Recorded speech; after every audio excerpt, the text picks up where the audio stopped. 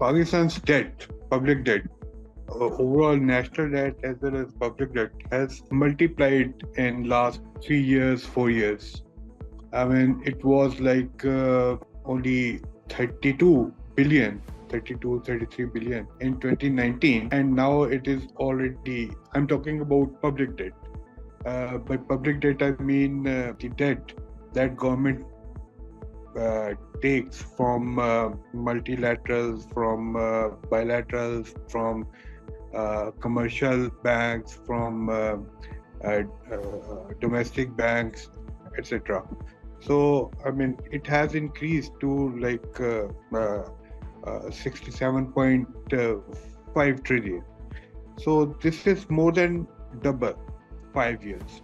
And by the end of this year, I mean, it will increase more because we have to add the borrowings that we will be doing in the last quarter of this fiscal year from April to July. So public debt is comprises two components. One is domestic debt and the other is external debt. By domestic debt, we mean the loans the government takes from the local banks as well as the funds it raises through national savings schemes and other, I mean, such schemes for pensioners, for other people. And by external debt, it means that the money we borrow from our other countries like China and Saudi Arabia, or we borrow from multilateral agencies, for example, IMF or World Bank, ADB, etc. And also, it also includes borrowings from foreign banks. The question is, why do we have to borrow, and why did we have to borrow at such a speed that it has more than doubled in 5 years, and it has gone up to, I mean, to a level where it has become like public, like 3/4 of the economy, or for 74-75% of the economy. Why? So the answer is that our governments have been running fiscal deficit of around 7.3% for continuously for the last 5 years. This is the average fiscal deficit we are talking about. There was a year when it went up to 8%. There was a year when it was less than 5%. So, I mean, the average for 5 years is 7.3. So, when you run this kind of fiscal deficit and continuously for several years, your needs to borrow more, that increases. Now, I mean, it has come to a level where people have started to say that it has become unsustainable for the country. So what does it mean, unsustainable for the country? Now, if we look at our debt, first part of the debt, domestic debt, I mean, we are borrowing from banks or from individuals or from institutions, and we are borrowing that money in rupees, and it is in the, I mean, in government control to print more money. If it doesn't have money to pay back, it can, I mean, it always have the option of printing more money to pay back this debt. There's no way of defaulting on this debt, domestic debt. But when we say that domestic debt is sort of become unsustainable, it means that it is now costing the budget very, I mean, heftily. Now, domestic debt prepayments, they have become unsustainable for the budget. So, when we pay back domestic debt, we are not left with much of money to invest in development, to invest in human development, in physical infrastructure development. That is a problem. And printing money is not an easy, I mean, decision. I mean, if you print money, you will, I mean, always unleash more inflation. It doesn't mean that government is going to default on it. No, it means that our payments, its burden on the budget, that has become very, heavy. Now, what is the reason for that?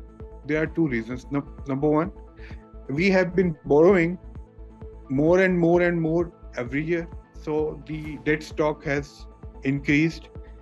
And second, that is more important reason is that in last 2 years, interest rates have gone up from 7%, 8% to 22%.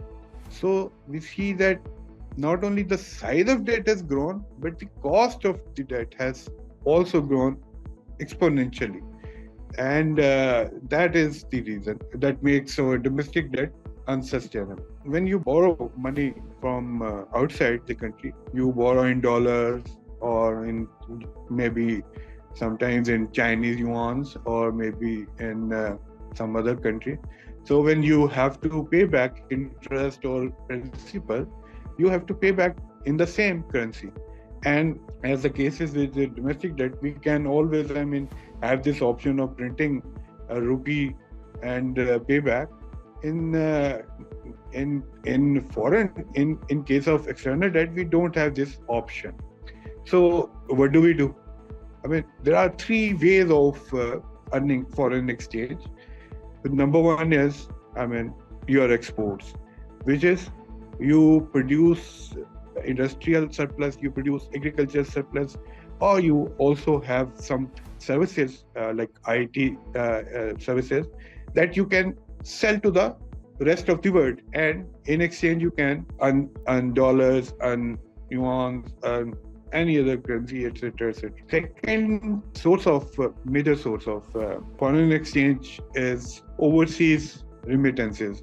The Pakistanis who are gone abroad for work or whatever, they send back some money, and they for the last 2-3 years they have been sending back a significant amount, a handsome amount of more than $26-27 billion or up to $30-31 billion.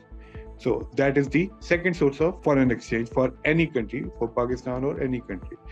And and sometimes, these remittances also include the money that comes through the sale of our IT services or other services. And it also, includes the profits of Pakistani businessmen who have some kind of, business abroad. So everything is included in. The third source of foreign exchange for Pakistan or for any country is foreign direct investment, which is, foreign investment is also, one is long term, in which case a foreign investor comes to Pakistan, buys some asset and produce something and stays here for a very, very long time. So these are the three sources of foreign exchange. But overall, for the last several years, we have been spending more on imports. We are sending money outside the country, more money, more dollars outside the country than they are coming into Pakistan through these sources. And we know that we don't have two major sources are our exports and remittances, because foreign investment is less than 1% of our GDP. So, that is negligible. So, we import luxuries, we import oil, which is our major import. So we are spending on our imports. Even we have been spending dollars on Coca-Cola. So we have been spending a lot more than what we earned in terms of dollars. So this borrowing has increased. So we have been borrowing from external sources, we have been borrowing from internal sources, and we have been investing those borrowed dollars and those borrowed rupees into consumption. We have our major source of growth comes through from consumption. We haven't used our loans to increase our industrial productivity, to increase our agriculture productivity, to educate our people, to train our people, to train our labor. So that is how we have been here where we are. Increase in debt and debt servicing, its cost is borne by you and me, people like us, middle class people, lower middle class people. And we pay through different sources. Since government has to pay back to make payments, interest payments, to make debt payments, as well as it has to pay salaries, it has to spend some money on other things. So it needs resources. So we are talking about first about our economy. And the problem is that the government is not prepared to tax the rich people, the elite of the country. You can imagine, you can see that there are in budget, the last figure, if I remember it correctly, the total exemptions, income tax exemptions, the size of total income tax exemptions soared to like 2.5 trillion. There are some exemptions which are important. There are some exemptions which are necessary for the economy. But this is a very, very big size, very big number. Government is helping the powerful people, the wealthy people make more money through these exemptions. And now it has to collect a certain amount of revenue through taxes and mostly through taxes. So what should it do? It has to tax people, to tax other areas. So it has been, in last few years or last couple of decades, we have seen that its inability to tax everyone equally and to tax all sectors equally has forced the government to impose indirect taxes, withholding taxes, consumption tax. Consumption tax is a good tax. The rate of GST at 18%, that is very, very, big. And it has become regressive tax on the, and then we have these withholding taxes on education, health, everywhere. If I don't, we have a threshold of 600,000 rupees per year. If my income doesn't exceed 600,000 rupees in a year, I am not liable to pay tax. But when I go to buy something, I have to pay,